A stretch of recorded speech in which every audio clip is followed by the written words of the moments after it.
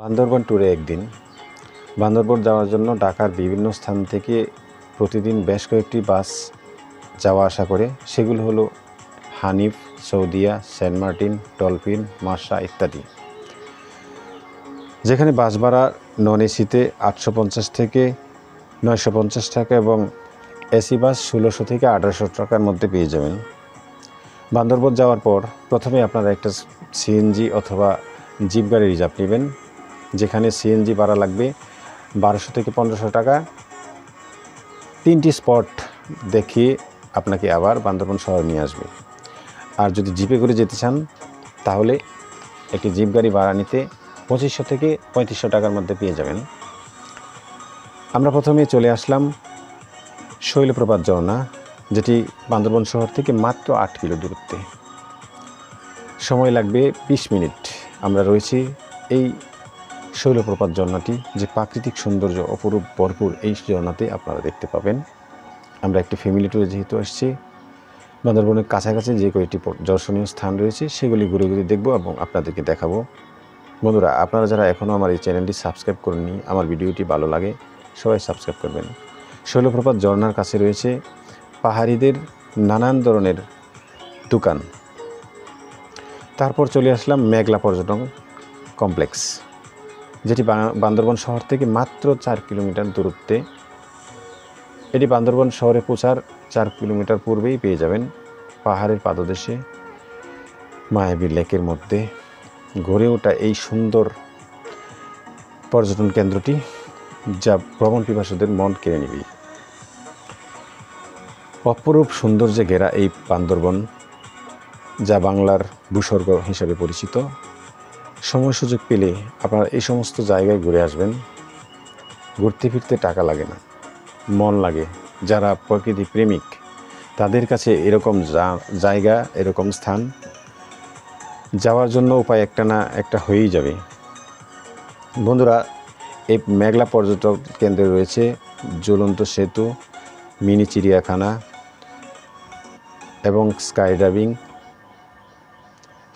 কেবল কার, এরকম বেশ কয়েকটি আনন্দদায়ক জিনিস দেখতে পাচ্ছেন। যে মিনি চিড়িয়াখানার বানরের কারবার। 4-5টা ঘুরে দেখার পর চলে আসলাম নীলাচল। নীলাচল বান্দরবান শহর থেকে 6 কিলোমিটার দূরত্বে। এখন যেখানে রয়েছে সেখান থেকে বান্দরবান শহরটা কিছুটা দেখতে পেলেন। ঘুরে ঘুরে নীলাচলের সমস্ত দিকটা দেখাবো এবং আপনাদেরকে আনন্দ দেওয়ার চেষ্টা করব। যারা এই সমস্ত জায়গায় আসতে চান তারা দেখে নিন নীলাচল কত সুন্দর একটি পাহাড়ি পর্যটন কেন্দ্র।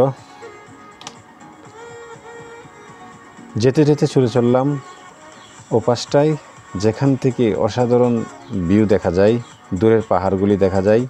এখানে নির্দেশনামূলক বেশ কয়েকটি সাইনবোর্ড রয়েছে, যা দেখতে চান এখান থেকে দেখে যেতে পারবেন। পাহাড়িদের জীবন বৈচিত্র্যে গড়ে ওঠা বিভিন্ন শিল্পকর্ম এখানে এঁকে রাখা হয়েছে। দূরে নীল আকাশটা এবং পাহাড়গুলি একাকার হয়ে মিশে আছে। নীলাম্বরী রিসোর্ট, যেখানে থাকতে হলে এই নাম্বারে যোগাযোগ করে থাকতে পারবেন। দূরের যে পাহাড়টি খুব অসাধারণ দেখা যাচ্ছে, খুবই চমৎকার। বন্ধুরা, নীলাচল আসলে আপনারা একই সিএনজি করে, যেটি 1200 থেকে 1500 টাকা ভাড়া নিয়ে আসা হয়, সে সিএনজি করে ঠিক নীলাচলের গেট পর্যন্ত পৌঁছে যাবেন এবং সেখান থেকে ভিতরে ঢুকে হেঁটে হেঁটে সমস্ত নীলাচল কেন্দ্রটি, নীলাচল যে স্পট, সেখানে ঘুরে ঘুরে পাহাড়ের সৌন্দর্য উপভোগ করতে পারবেন এবং নীল আকাশটাও খুব সুন্দর দেখায়, তাও দেখতে পারবেন। ভাগ্য ভালো হলে এখান থেকে সমুদ্রের যে বঙ্গোপসাগরের কক্সবাজারের দৃশ্য, সমুদ্রের ঢেউ দেখা যায়, লোকমুখে শোনা গেল।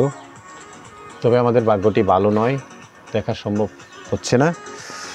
তবে পাহাড় প্রকৃতি যতটুকু দেখা সম্ভব আমরা দেখে নিচ্ছি। বন্ধুরা, যেহেতু একদিনের ট্যুর, এক রাতে আসবেন আর এক রাতে চলে যাবেন। একদিনের মধ্যে যা দেখা সম্ভব সব কিছু দেখে আবার ফিরতে পারবেন। আমরাও ঠিক এভাবেই একটি ট্যুর প্ল্যান সাজিয়ে আসছি। ছোটোখাটো একটা ফ্যামিলি ট্যুরে রয়েছি নীলাচল, যা সমুদ্র পৃষ্ঠ থেকে প্রায় 2800 মিটার উপরে। সেখান থেকে যে সৌন্দর্য ঘেরা এই পাহাড়, প্রকৃতি এবং সাজানো গোছানো সমস্ত কিছু আমরা দেখছি এবং আপনাদেরকে দেখাচ্ছি। অসাধারণ সৌন্দর্য, আসলে মনের যে দুঃখ বেদনা সব কিছু দূর হয়ে যাবে। দেখেন যে কত চমৎকার, একেবারে আকাশে এরকম একটা পরিবেশ, খুবই চমৎকার, ভালোই লাগে। বন্ধুরা, এখানে দেখার পর আমরা চলে যাব বান্দরবন শহরে এবং সেখানকার যে দৃশ্যগুলি, জীবনযাত্রা, পাহাড়িদের বাজারঘাট, সেগুলি দেখানোর চেষ্টা করব। তবে যাবার আগে দেখে নিন যে এখানকার যে দর্শনার্থী যারা আসছে আনন্দ উল্লাস করছে গান বাজিয়ে, ডাকডুল বাজিয়ে। এটি হলো বান্দরবন শহরের রাত্রিকালীন বাজার হাট, যেখানে পাহাড়িরা বিভিন্ন ধরনের ফলমূল, শাকসবজি নিয়ে কেনাবেচার কাজ করে থাকে। যেহেতু রাত্রিকালীন পাহাড়ি মেয়েরাও এখানে রাত্রিবেলাও ঘোরাঘুরি করে থাকে, যেহেতু আমরা বাঙালি হিসাবে ঠিক ওরকমটা নাই, পাহাড়িরা অবাধেই চলাফেরা করে থাকে। অল্প সময়ে এই ভিডিওতে দেখানোর চেষ্টা করছি যে বান্দরবন শহর এবং বান্দরবনের চারপাশে যে স্পটগুলি রয়েছে সেগুলি কীভাবে দেখানো যায় এবং দেখা যায় সেটি। আশা করি সবার কাছে আমার এই ভিডিওটি ভালো লাগতেছে। সবাই ভালো থাকবেন। আল্লাহ হাফেজ।